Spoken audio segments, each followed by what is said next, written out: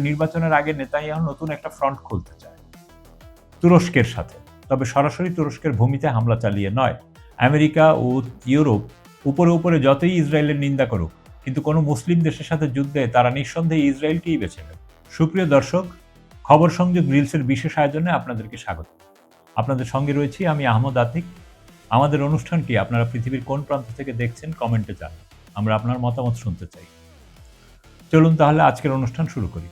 গত 18 আগস্ট ভোররাতে ইসরায়েলি বিমান সিরিয়ার ইদলিব প্রদেশের আবু আল দুহুর সামরিক বিমান ঘাঁটিতে 8 বার বিমান হামলা চালায়।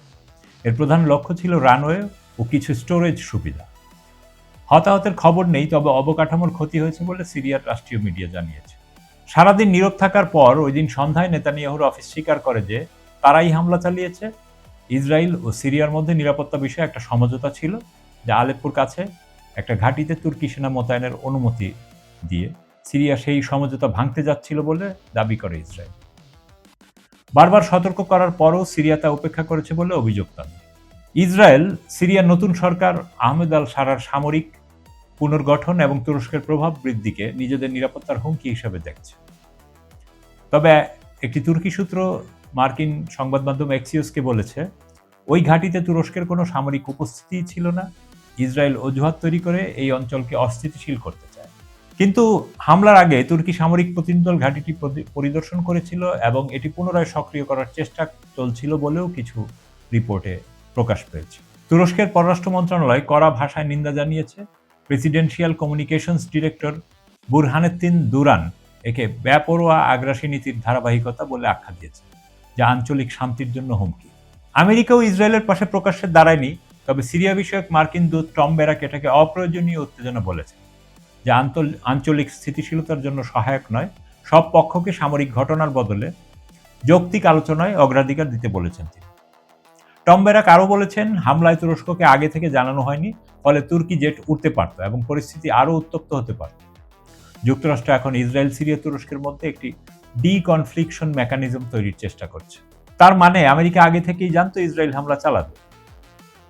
কাতার, মিশর, সৌদি আরবও নিন্দা জানিয়েছে। এটাই আসাদ সরকারের পতনের পর এই নির্দিষ্ট ঘাঁটিতে প্রথম ইসরায়েলি হামলা। এই পুরো ঘটনাটা যদি ব্যাখ্যা করি, তাহলে নির্বাচনের আগে নেতানিয়াহু নতুন একটা ফ্রন্ট খুলতে চায় তুরস্কের সাথে, তবে সরাসরি তুরস্কের ভূমিতে হামলা চালিয়ে নয়। সরাসরি তুরস্কের ভূমিতে হামলা চালালে তুরস্ককে বাধ্য হয়ে রিটালিয়েট করতে হবে, যেটা অফিসিয়ালি ন্যাটো কান্ট্রির উপরে ইসরায়েলি হামলা হয়ে যাবে। আর তখন প্রায় সাথে সাথেই ন্যাটো ভেঙে যাবে। আমেরিকা ও ইউরোপ উপরে যতই ইসরায়েলের নিন্দা করুক, কিন্তু কোনো মুসলিম দেশের সাথে যুদ্ধে তারা নিঃসন্দেহে ইসরায়েলকেই বেছে নেবে। এই হামলার বিষয়েও তাদের আগে থেকেই জানার বিষয়টা সেটাকে আরও স্পষ্ট করে দিয়েছে।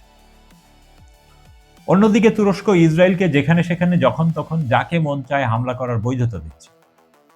তাদের ইসরায়েলের উপর পাল্টা কোনো পদক্ষেপ নেওয়ার সাহস আপাতত নেই। যত গর্জে তত বর্ষে না, প্রবাদটা মনে হয় তুরস্কের ভবিষ্যৎ দেখেই ভবিষ্যৎবাণী করা হয়েছে। কিন্তু সমস্যাটা হয়েছে, ইসরায়েল কিন্তু অলরেডি বিষাক্ত ও এক্সপোজ হয়ে আছে পৃথিবীর কাছে।